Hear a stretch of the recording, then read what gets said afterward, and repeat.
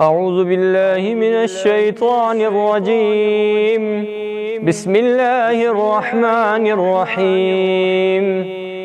هل أتى على الإنسان حين من الدهر لم يكن شيئا مذكورا إنا خلقنا الإنسان من نطفة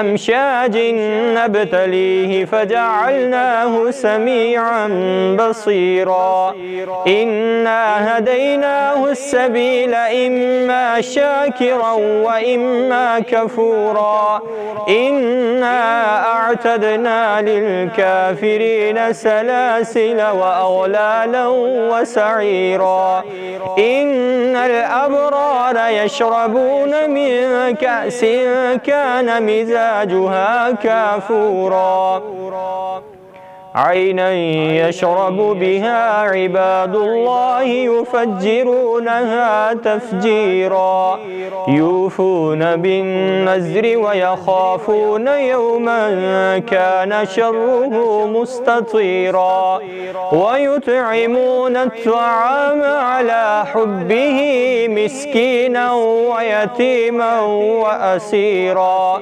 إنما نطعمكم لوجه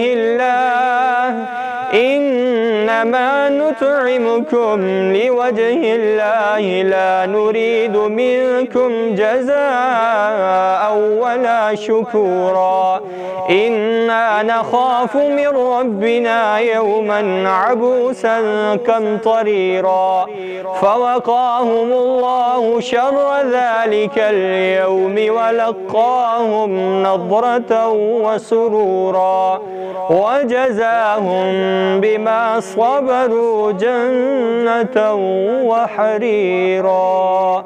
صدق الله العظيم.